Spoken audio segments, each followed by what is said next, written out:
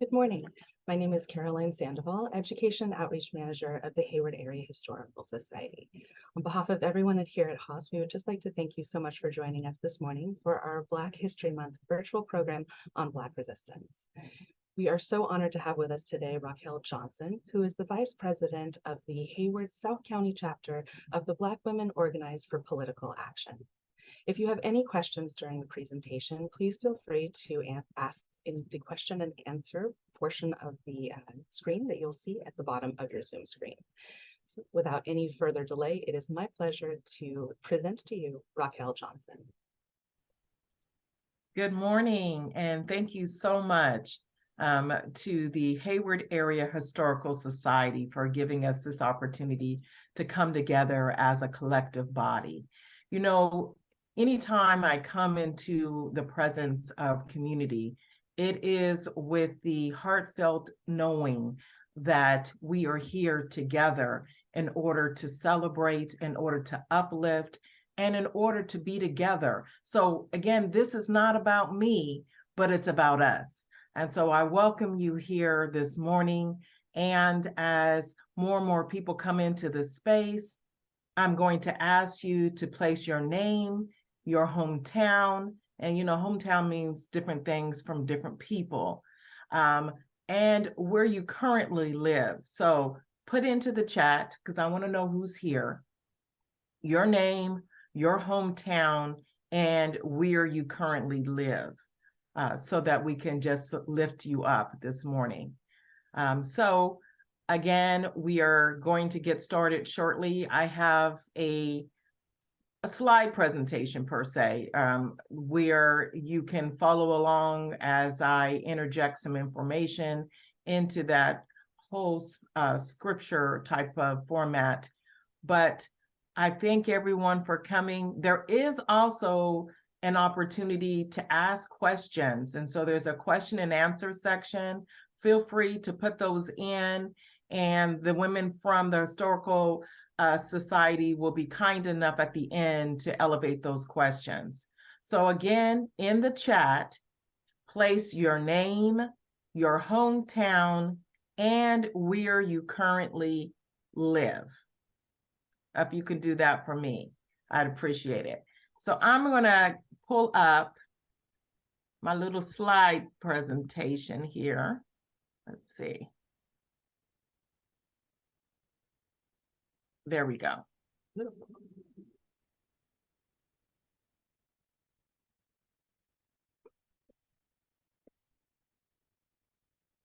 So with that, let's see if I can, oh, I cannot see, but well, it's okay. With that, we'll get started. So good morning again. We are here in front of you to talk about Black resistance. It was so interesting to look on the Hayward Area Historical Society's website and find the words connects people, experiences, and stories.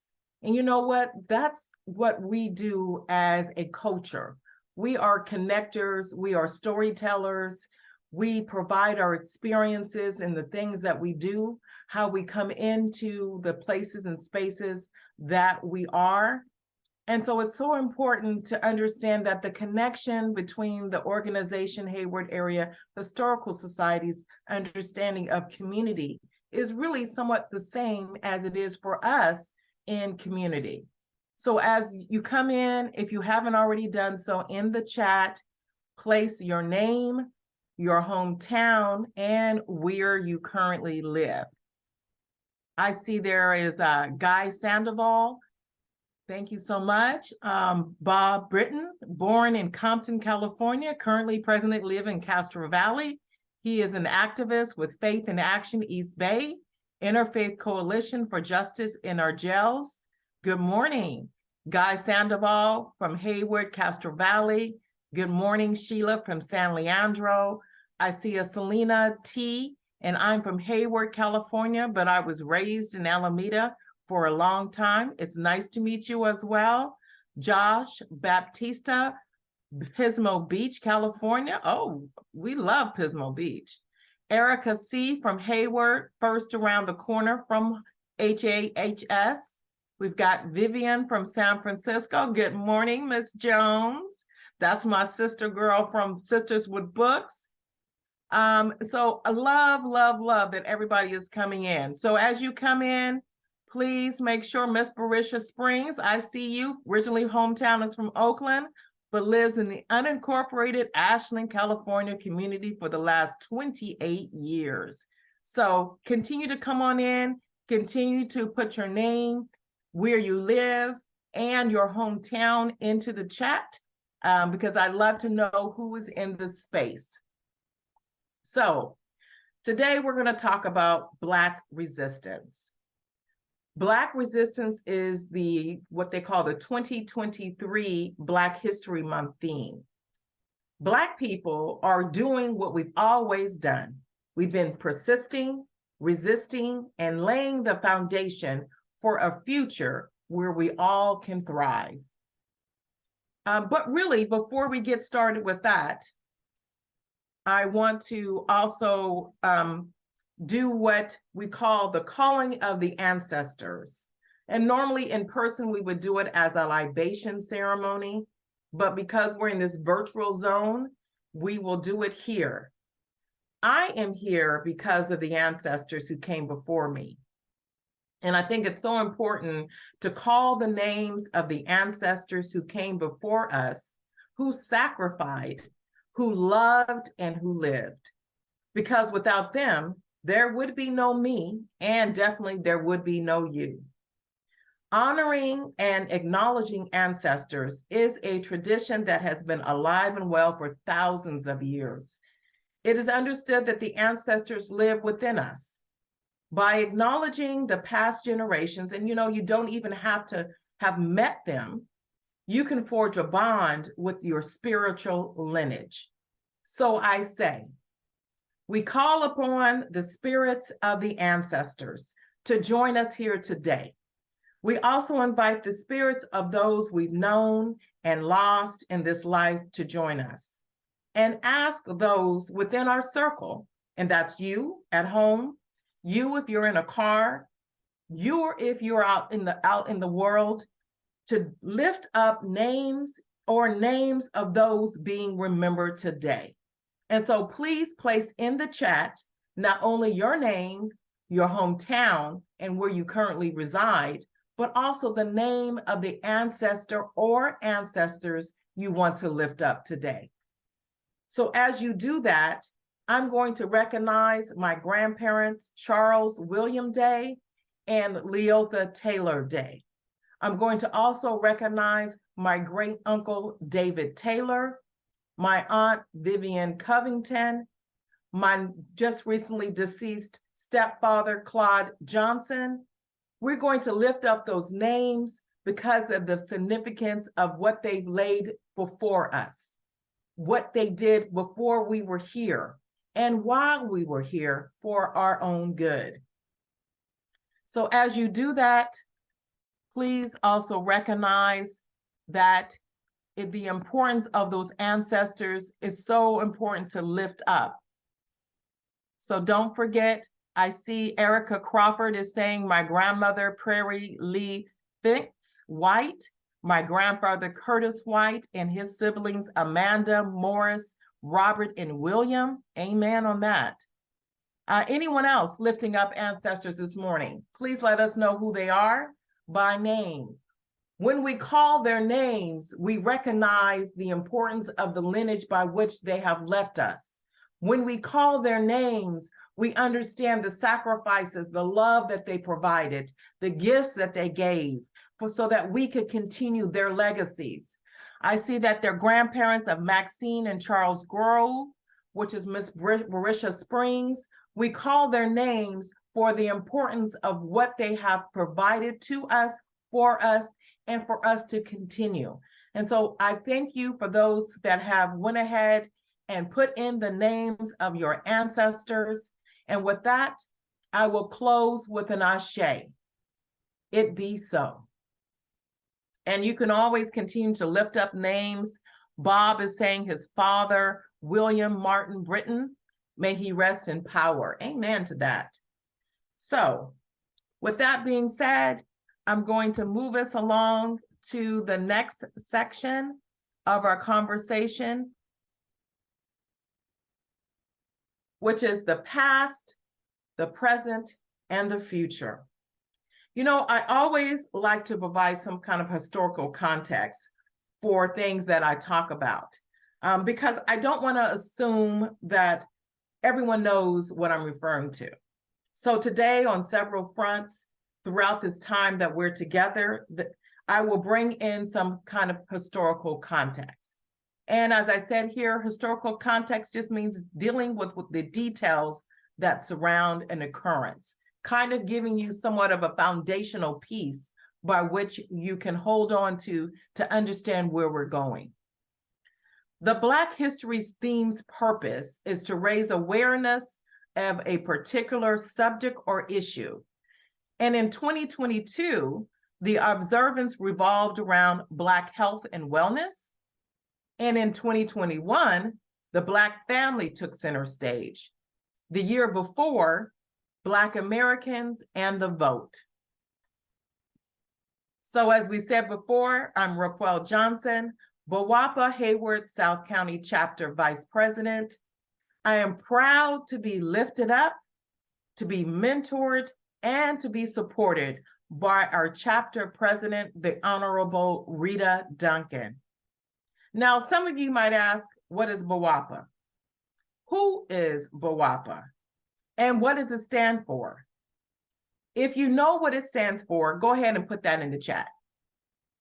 Again, this is going to be a two-way conversation. I'm going to ask you to tell us what you know, ask questions, answer some of the questions, and lift up questions yourself.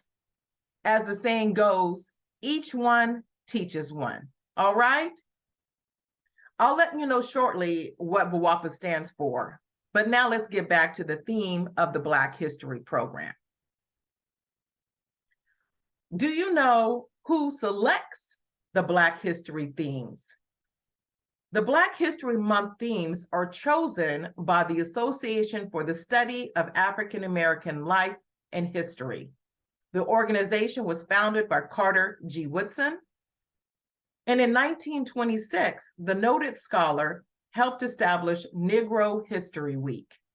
It would later expand to the whole month of February as Negro History Month. And now we know it by Black History Month.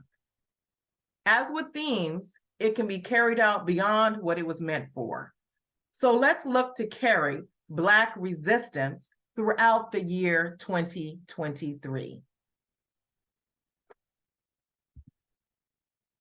Black resistance specifically calls out the legacy of resistance through politics, through the arts, through society, and education. And when what we're actually going to talk about today, though, is more of the political side. So Black people have had to constantly push the United States to live up to its ideals of freedom, liberty, and justice for all. As it lists here on the screen, the definition of Black resistance can mean many different things to many different people. Resistance can be going against the establishment that is being provided for us and creating new rules or new thought processes. Black resistance could be understanding the concept of empowering. Black resistance definitely is the Black church. As some of you may know, the Black church was a place of organizing and the birthplace of the civil rights movement. Resistance can look like many things, like a hashtag, like a sit-in or a protest, or a combination of all three of those. Black resistance can also mean demanding and exercising our voting rights and participating in the political system, the government. And that could mean as volunteers, as staffers, as candidates, as elected officials, and all of those are to make change happen. Black resistance is a call for wiping out the disparities in income, family wealth, the unemployment rate, education, home ownership, health disparities, career advancements, and other areas dividing Black Americans from others. So what I'm going to ask you to do right now, again, remember I told you this is going to be a two-way conversation. Tell me, what do you believe is Black resistance? Again, put that in the chat. Black resistance means so many things to so many people. And I want us to be clear of that, because sometimes we can get in our minds what we believe it to be. And when others show up with something different, we want to signal to them that that is not what it's meant to be. But again, our interpretations also vary by person to person. So put in the chat what you believe Black resistance to be. And if you're coming in new and you weren't in the beginning, I ask you to also put in the chat your name, your hometown, and where you currently reside. Let's see. Erica says, going against the establishment for sure and exercising our rights. Let's see some of the other ones. Living, Black women organized for political action. Thank you, Barisha. Anyone else have some ideas or thoughts about what Black resistance is? Sheila says, not allowing systematic racism to get in the way of my dreams for myself and my family. I love that. So continue to put in the chat what you believe for yourself and for your community, what Black resistance is.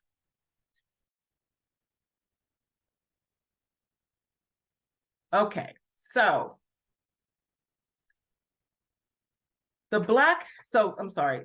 so as I said before, Black resistance specifically calls out the legacy of resistance through politics, the arts, society, and education.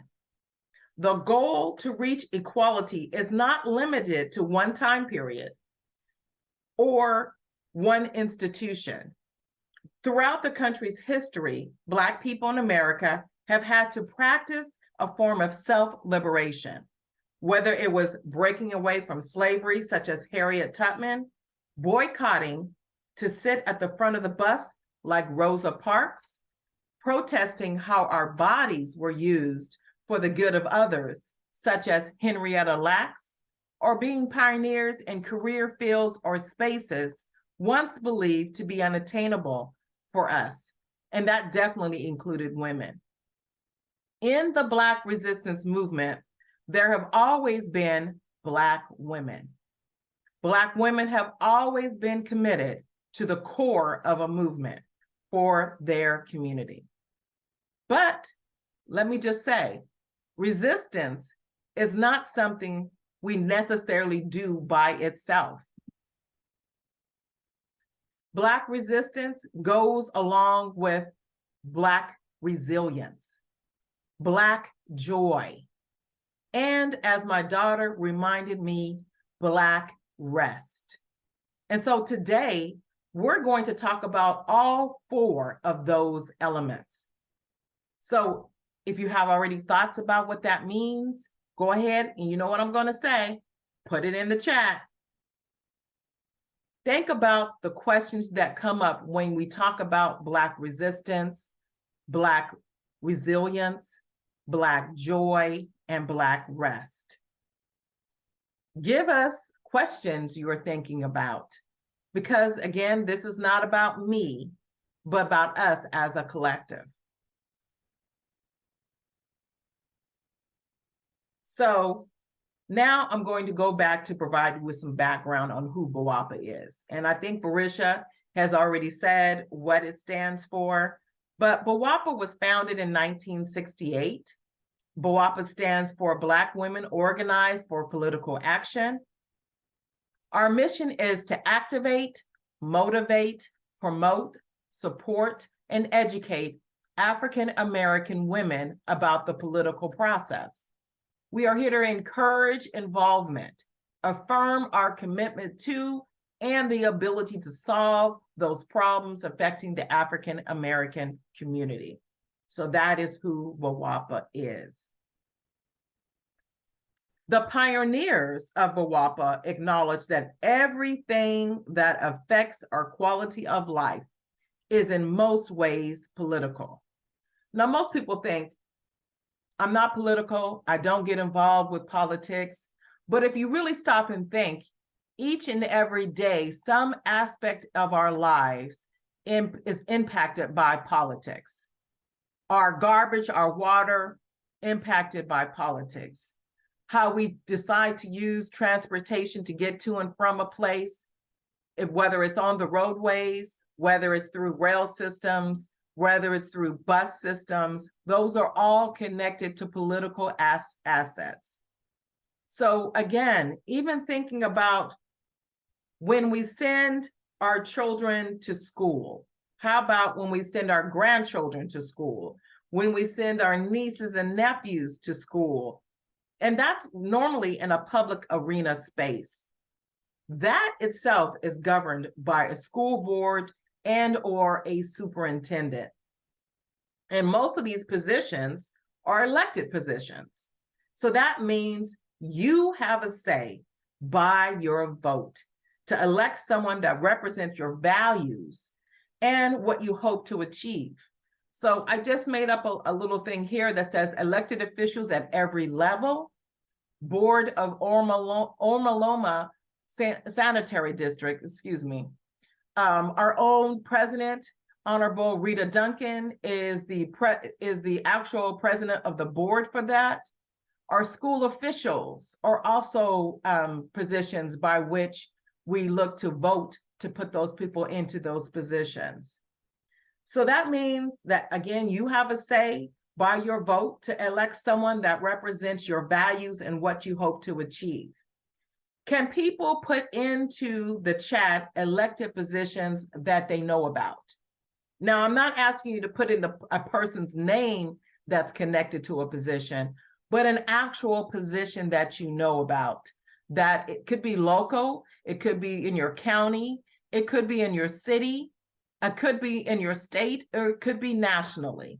Put in the chat some actual positions that you yourself are aware of. And I'm just going to take a look here quickly at that. Alonda Johnson, thank you. Our secretary for the BWAPA Hayward South County chapter put in county supervisor. JD put in congressman, congresswoman. I love that. Someone else put in mayor, city mayor, manager, county supervisor. Though that's exactly right. Those are all positions that we, meaning us as a collective, have a capacity to make a difference of. So I want us to be aware that though you may be in your home and you may decide that you don't really want to be in the political arena space, all of those elected positions in your city, in our counties, in our state, in our country, we have a say by our vote of who might be elected into those positions. And we are held accountable to make them accountable to govern accordingly. So I'm going to tell you right now, most of us have this little device, which is a cell phone, right? We have these. People normally will state, I don't have time to get involved in any sort of political attributes, but I'm going to tell you, with this device, if you have this cell phone, and most of us do, you have the capacity to make a call to your elected official, to send an email to an elected official, or voice your opinion to your elected official. Don't ever forget that power is in your hands, okay? Yeah, I see someone put down here, senators, California Assembly members. Those are all positions we have the capacity to put the person we want to represent us into those positions. So we're going to get back to BWAPA. So these Black women in 1968 founded BWAPA, and initially it was an outgrowth of a group calling itself Bay Area Women for Dellums. The group grew to over 200 Black women from throughout the Bay Area, all diligently working to elect Ron Dellums to Congress. So after raising about $75,000 and successfully succeeding in electing Dellums, the original group members, which are listed on the screen in front of you, and I think it's really important that they understood they could continue to meet and to work on other political issues. It's important for me to lift up the names, as I mentioned in the beginning.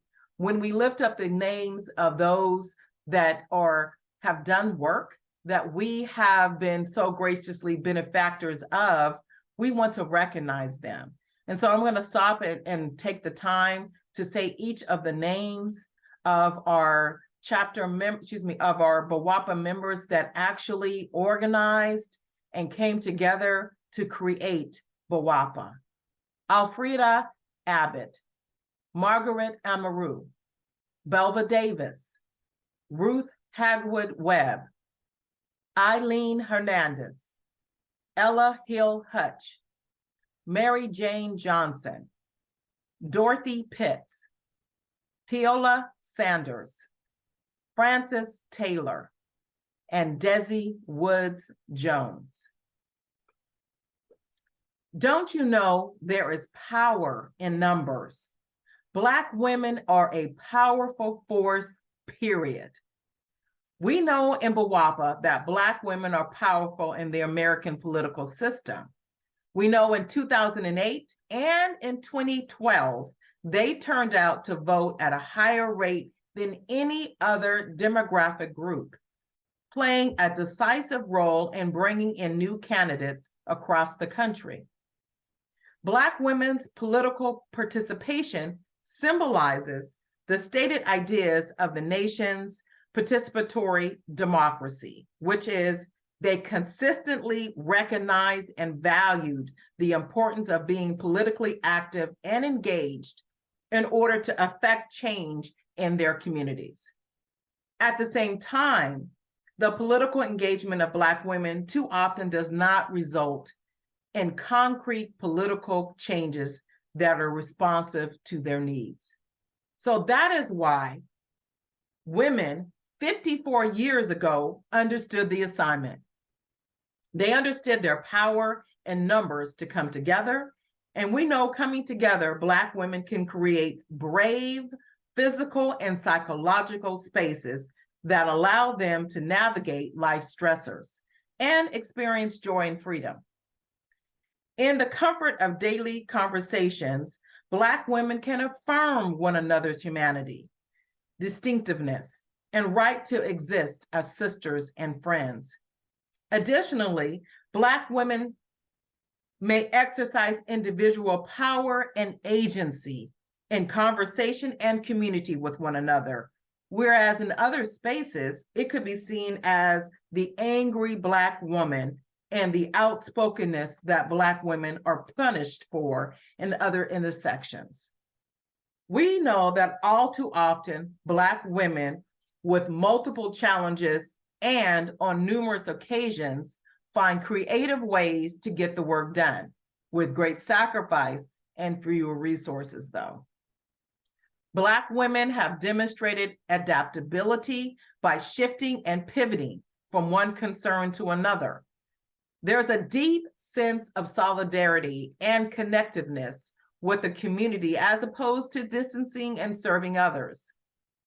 Black women have the ability to leverage, to build, and create deep relationships in the community and continue to support and define how they organize their communities through trauma and into healing.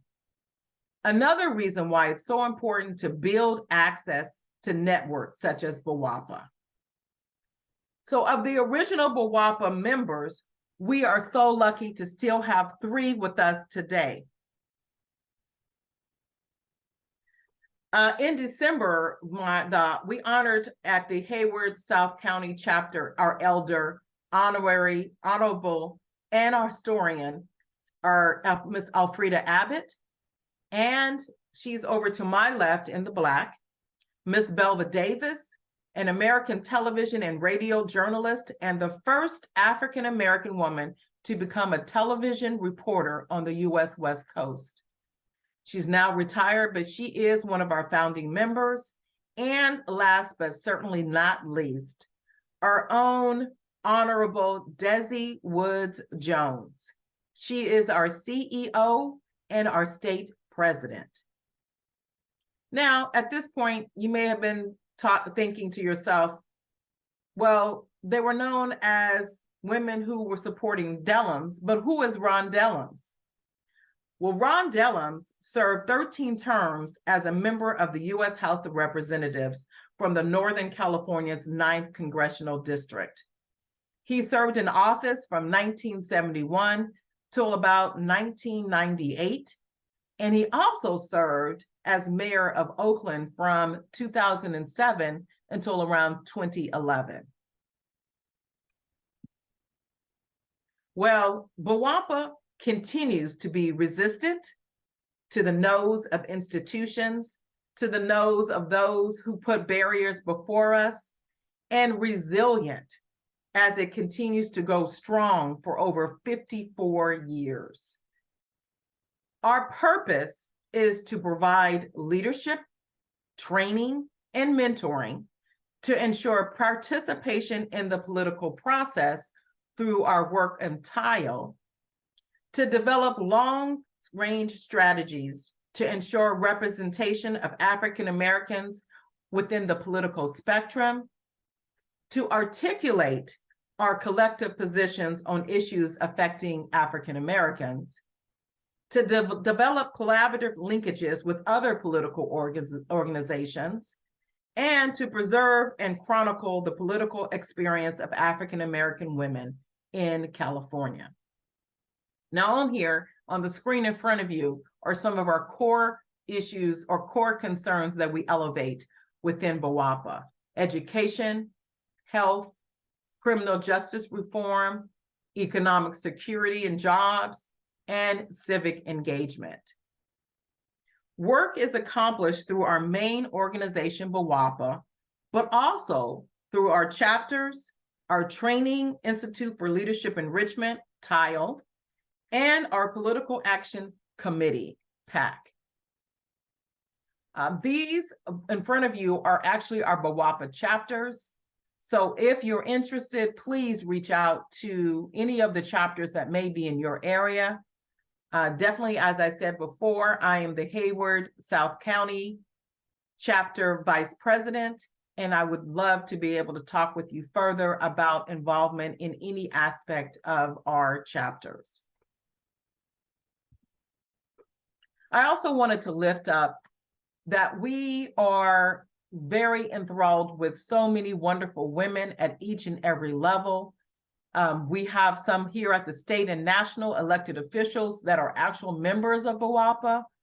And so our organization is not just about making sure that we recognize those that are elevated in political positions, but also understanding that we create a space by which women can show up behind the scenes in those spaces as well. So if you're interested in understanding your political power, it doesn't mean you have to necessarily become an elected official, but we want to make sure we understand our right to engage in the political process, whether it's through helping people to register to vote, whether it's through understanding what is on the ballot, whether it's understanding the new laws and policies that are impacting us on a daily basis. And we know that some people are coming for those particular things that we have fought so long and hard for, such as the simple right to vote.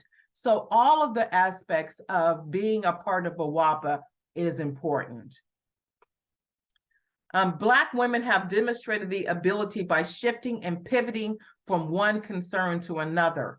And there is a deep sense of solidarity and connectiveness within the community, as opposed to distancing ourselves, again, as Black women. So make sure that you continue to get involved in your community. I also want to note that we show up also in the moments of joy. Black joy. And this collection of photos really resonates with me because most of those are personal. In the middle, somewhat in the middle, is my daughter and her friends in celebration of her birthday. Below that is a photo of the four of us at our Bawapa State Retreat, the Honorable Charlene Grant to my left, the Honorable Rita Duncan, our State Board of Directors at Large, Carol Crawford, and then myself. To the left of that is my nephew and myself. You know, children will make you find joy.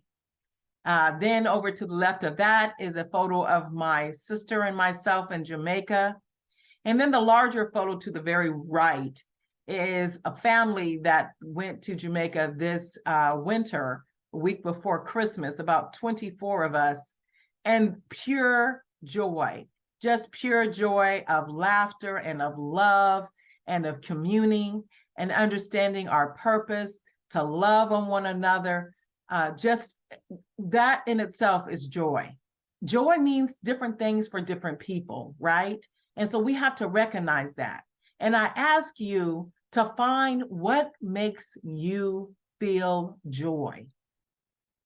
Because we know even in the darkest times in a white supremacist society, Black people still found a way to laugh and love. Rather than romanticize the struggles of the Black movement, Black joy reveals Black folks' humanity and their simplest need to feel free and safe and in their pursuit of happiness. Where society has told Black people to be quiet or that we're too loud, basking in joy is an act of resistance. As our, social media feeds are inundated with images of trauma, joy can help us heal too. So what are some of the ways by which joy shows up? I've given you some examples from the pictures up above, but I also want to talk about rituals like Sunday dinners, like road trips, like family cookouts, and faith-based practices that create small sparkles in daily living and can be more meaningful than a big event. You know, road trips for me are so special, and they hold a special place in my heart because I have cousins who had both of they were sisters, they are sisters, and they had sons that were away to school playing football. And one of them had a son that was playing football in Montana. And we would rent cars and we would literally drive to Montana, pick up children in Seattle and come all the way over to pick up other kids and go and drive all the way to Seattle. And we would have pure joy. So don't ever think that joy means that you have to create big things in big spaces. It is the understanding of that the joy comes in the small packages. The joy comes if it's from photos for you. A lot of times we'll keep photos on our phone. I would challenge you to go get those photos printed out into actual photos, get yourself a photo book, and look at those photos on a consistent basis, because that too brings memories, bring joy. You know, as the country honors Black History Month, celebrating Black joy has become a focal point, along with calling attention to struggles related to African American inequalities and history. There's a collaborative effort to draw attention to the joy that can be drawn from events, relationships, art, music, and experiences fundamental to Black culture. Religious beliefs and traditions have always been a part of Black culture. The church is not only for worship, but also a place of community lifting. And that can happen through praising, through song, through Sunday school, and through Vacation Bible School. And you're talking to a Vacation Bible School person that always delivered the Vacation Bible School, not only for our youth, but also for our young people and our elders.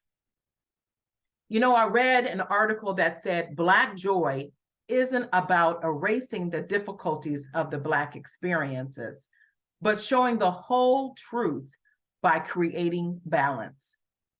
Clever Cruz, a New York City-based writer and educator, in around 2015, began the Black Joy Project by sharing photos of Black joy on social media to counter images of tragedy.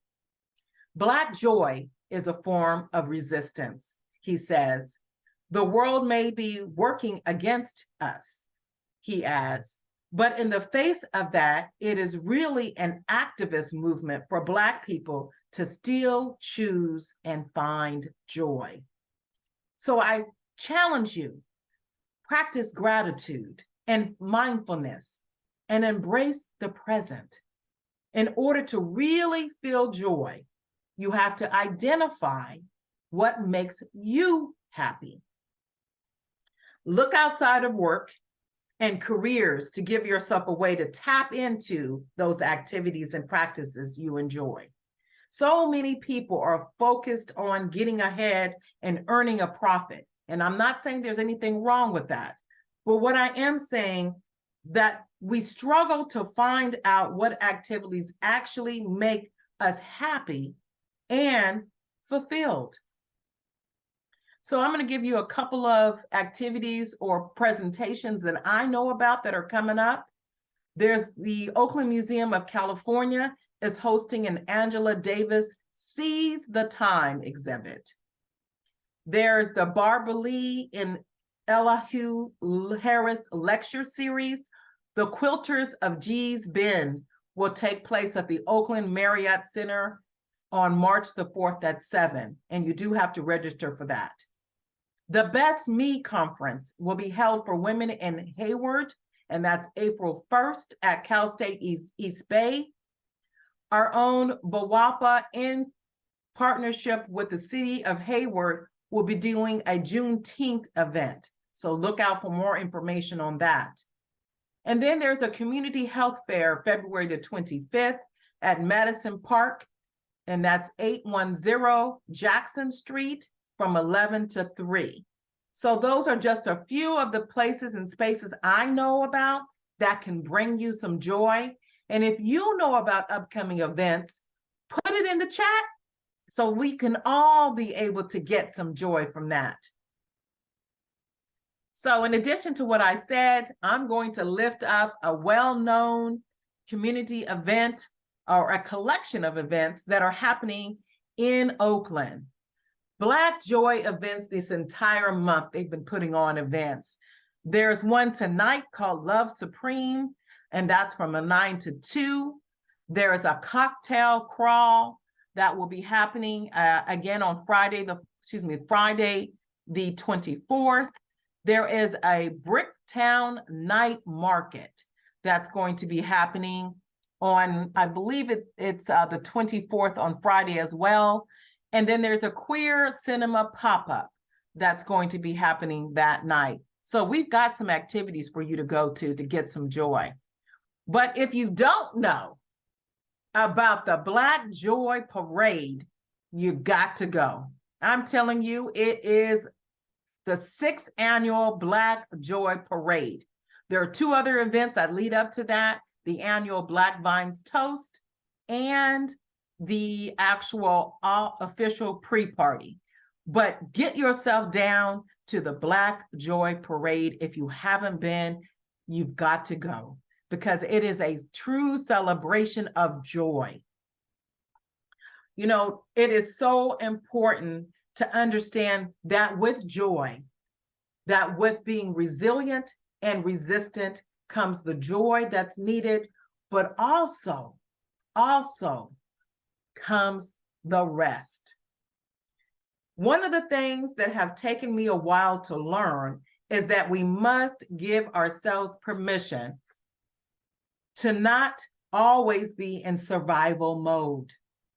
Rest also can liberate us. We have known through much research that rest can be rejuvenating, that it can be calming and necessary for our spiritual, our mental, and our physical health. And I'm just going to put this over here for a second so that we could see this actually. Why is exhaustion so normalized for Black women? Self-care is more vital than ever, yet true relaxation remains obscure for so many Black women, including myself. Some rest advocates are hoping to change that. Currently, there are several books and blogs and theology centered around the importance of rest. You don't always have to be creating, doing, and contributing to the world. Your birthright grants you rest and leisure as well. And that was tweeted by Tricia Hershey, an activist and founder of the online platform, The Nap Ministry, and a leader in the conversation surrounding Black rest. She describes it as an organization that examines the liberating power of naps. She launched her business to encourage its online community of Black people to consider their relationship with rest as a means to well-being. She created the popular concept known as rest is resistance. And she recently released a book, Rest is Resistance, a manifesto that explores the topic and helps guide Black people to a life that is restorative, restful, and disrupts the oppression grind culture. And so this is the book. If you haven't gotten it, you need to get it. This is really about how we can tap in to the rest that's needed for us. And this is not just for women. So I know I've got several men out there. I thank you for coming into the space, but an important book to talk about rest. We need to understand we have to be kind to ourselves, to take care of our personal care and wellness. You know, I just saw a study that said irregular and poor quality sleeping patterns increase your risk of developing cardiovascular disease.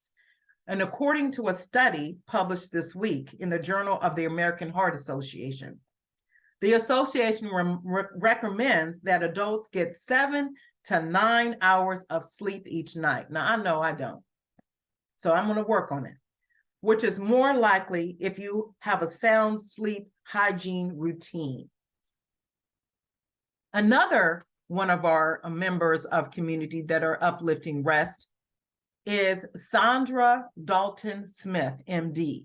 She's the author of Sacred Rest and an internist who studies work-life balance. And she says sleep is not rest.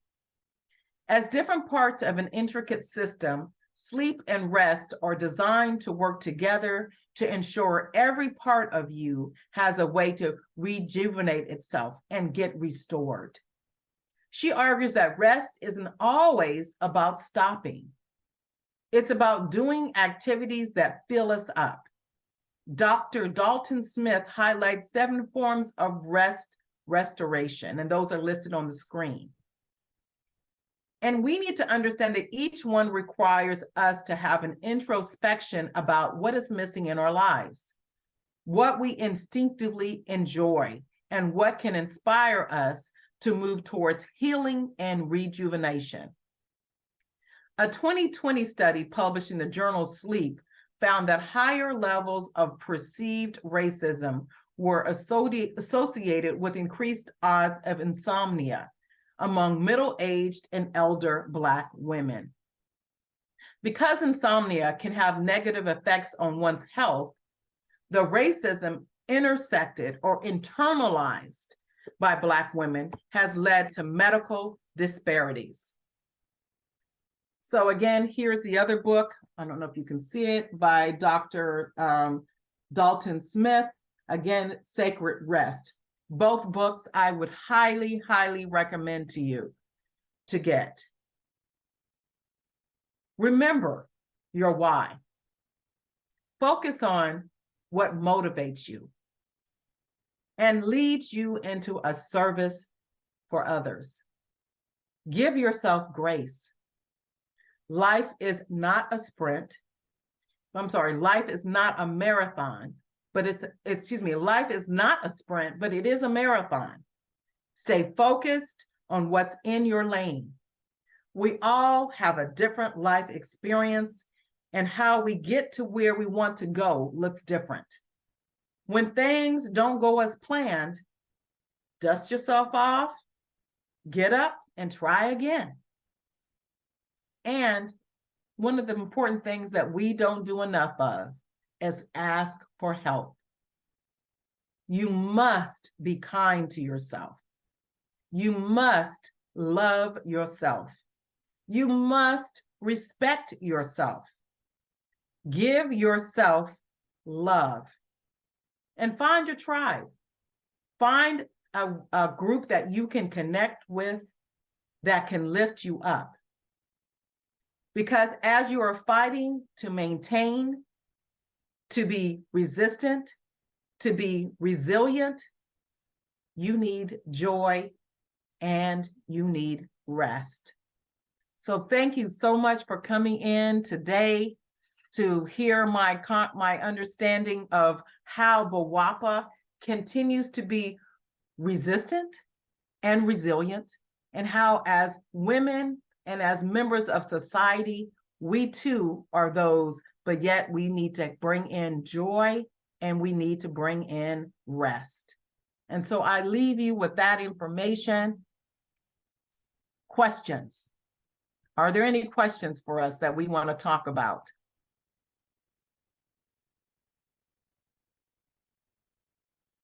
Anything? No, we can't be quiet out here now. Are there any questions, any thoughts, any ideas on what I said? I'm going to stop sharing because I want to come up and hear you. Let's see, do we have any questions? Oh, someone asked me, when was BWOPA founded? It was founded in 1968 in Oakland, again, for Ron Dellums, who served in the Congress, in the US Congress.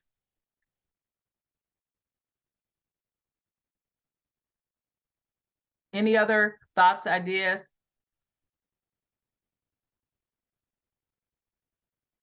Someone put joy and rest or resistance. I need to lean into that. Yeah, we all need to lean into that, right? I think it's really hard for us because we tend to continually go, go, go. And we think that we have to do everything all the time for not only our families, but our communities. And there has to be some built-in time for us to understand that, yes, we can be resilient, we can be resistant, but we also need to incorporate some rest and joy in our lives. Oh, Bob, you're so welcome. Thank you so much for coming in. Bob is saying, I'm a white male, but as someone involved in social justice issues in Alameda County, I greatly admire you and all Black women leaders. I can certainly learn from you. Thank you so much. You know, I think everyone at some point in their lives requires what I talked about today, which is, yes, we can be resilient, we can be resistant, but we've got to include some of the other really mindful components of the joy and the rest aspect. I am still working on being restful and also working on including joy. Someone has asked a role of Black men in BWOPA. Black men can be members of BWOPA, but it's in the capacity of supporting the work that we do. And definitely, let me just say this, we do support Black men in political positions. As a matter of fact, we're looking to have our Board of Supervisors, Nate Miley, the president, come in and talk to us about some of the work that he wants to uplift, such as health disparities. So definitely Black men can be a part of the different chapters. Anything else? Any other questions that people may have? Excuse me, I've got something in my eye.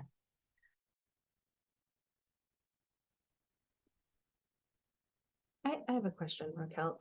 Yes. I know that WAPA has actually been really at the forefront of a lot of programs for the community, especially during COVID with your Black and Vaxxed program. I was wondering if you could talk a little bit more about some of your community outreach programs that WAPA has Yes, done. so as we know, when we went into COVID, it was under the assumption that we would be only there for a couple of weeks, maybe a month.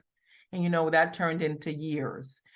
And one of the things that I was working at that time with the Alameda County Health Services and recognizing that they were bringing in leaders of communities to talk about how we can support vaccinations within our communities, and also look at what vaccinations were being perceived in our communities as well.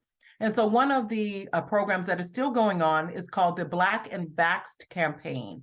And that was done at the state level. And then some of our chapters actually picked up on the work, and one of ours, that became one of our elements in our Hayward BWAPA chapter that we took on.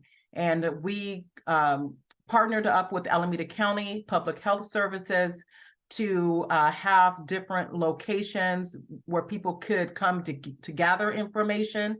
Because again, we definitely want people to remain and be healthy, but we also want to educate. And so we provided opportunities for people to be vaxxed in the unincorporated community where I live in Alameda County. And we provided information by which resources and tools where people could learn more about what that meant for Black and Brown community members. And so I think it's important to understand that, yes, some of our community members do not like to have certain things happen because of past historical context. But at the same time, we need to make sure that we're educated and that we have information at our tips and fingertips to make important decisions for ourselves and our families. Someone says, I mentioned Juneteenth celebration this year, which will take place in Hayward. Is that correct? Yes, that is correct. Our Hayward South County chapter member, honorary city council member, Angela Andrews, is helping us to spearhead and support the city of Hayward with that. And so we are going to continue to build upon that and have an event. Please look for our social media outlines as well as our website for more information on that. And I'll just also talk about Black Infant Health is another entity by which we lifted up in our particular statewide chapter, but as also we lifted that up in our own Hayward South County, where we had a forum to have people who are working in the community to talk about what does that mean. One of the things with health disparities, especially maternal health, it did not impact one particular economic group. It was across the board, Black women are impacted. And so things like that are important to us in our communities. We want to make sure we're at the forefront and lifting up that particular message and understanding the importance of what that is. So I thank you for your time today. Again, if this is your first time of hearing about BWAPA, I hope it's not going to be your last. And I thank the Hayward Society for allowing us to come in and just have a conversation with community. Yes, no, thank you so much for joining us, and thank everybody else for joining us this afternoon, or this early morning, I should say. Also, we want to let you know that you can follow our YouTube channel, where there will be a recording of this program, so you can catch anything that you may have missed. Also, we do have our past programs that are on there for you to take a look at as well. So thank you again. Thank you to Raquel, and we hope to see you all again very soon. Thank you so much. It was wonderful to be here.